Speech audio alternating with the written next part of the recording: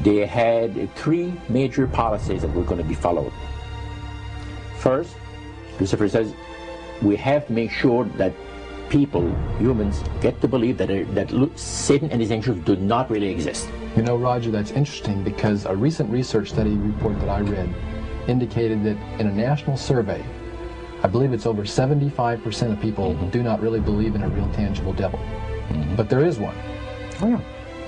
Oh, the next thing, the three-parts policy that they had adopted there, the second one was to find a way of being able to get total control of people's minds.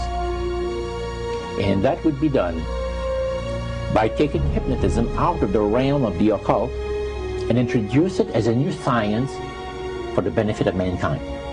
They felt that by taking hypnotism out of the realm of the occult and introducing it as a new science for the benefit of mankind, they could then use people of great renown, educators, people of capacity, that would do great things, such as supposedly regress people in time to former lives that they had.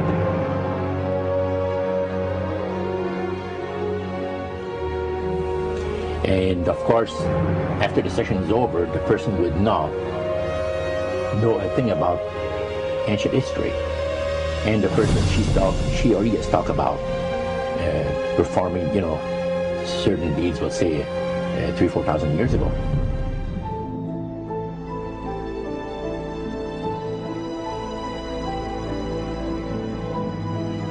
But this was their strategy. Now, what this would do for the thing is this, that it would create in the minds of the general public, solidly set in the mind of the general public, an unwavering trust in that great deception. So now this would be a way of de-Christianizing the Western world through the avenue of mysticism. The three things were, number one, that they did not want Satan did not want the human family to think that he or his angels existed. Right. The second point that you made had to do with taking control of people's minds. That's right. The third point was what? Was to destroy the Bible without burning it. Okay. See? And what was his strategy on that? On that, it was very interesting. Because after the Great General Council, it was decided that Satan would tutor Charles Darwin personally in setting up the principles of his theories of evolution. He was tutored by Lucifer himself, fallen Lucifer. And at that time, it was understood, Satan and his spirit counselors understood, that if a person was led to believe in the theory of evolution, it would, in his life, destroy completely the creation week of the Bible, the fall of man, and the plan of redemption. It would do away with it. Anyone that teaches a theory of evolution is considered to be a minister of a great religious system. And he said that every teacher of that theory is recognized by the spirits as a person of great value and receives a very special unction from Satan himself, giving great power to induce spiritual blindness, to convince and convert. Three capacities.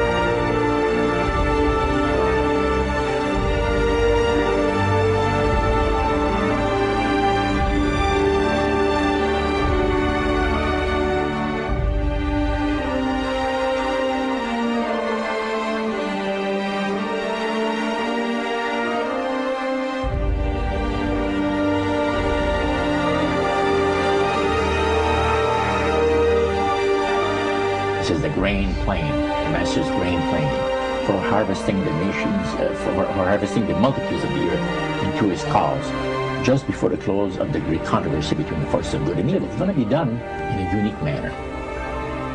This grand plan is going to take people are going to eat the stuff, because it says spirits, demon spirits, will declare themselves to be inhabitants of far distant planets in the galaxies that are coming to warn the inhabitants of planet Earth of the impending destruction of the planet, unless something seriously proper is done to avoid it.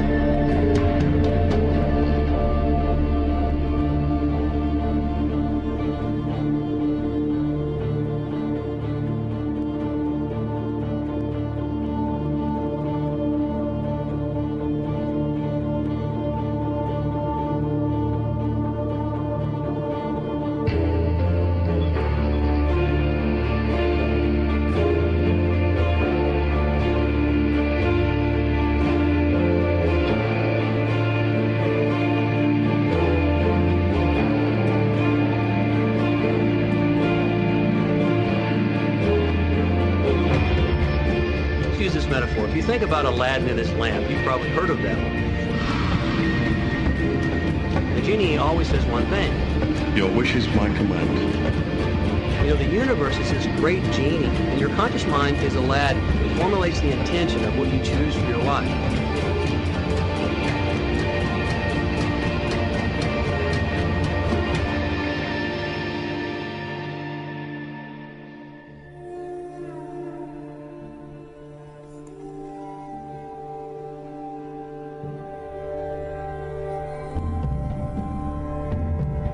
At the very heart and core of all these secret societies lurks the Kabbalah.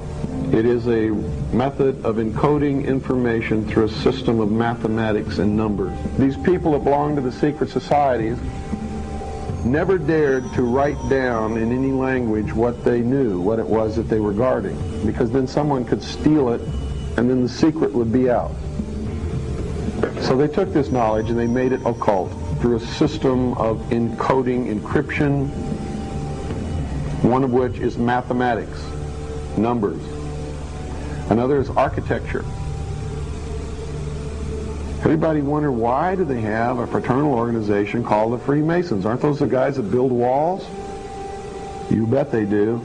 But every wall they build contains the secrets that have been kept and maintained throughout the ages, and it's encoded in the architecture and in the measurements of the buildings and in the mathematical formulas used to derive the geometry and the shape, the length and breadth and height of rooms. It's all encoded there.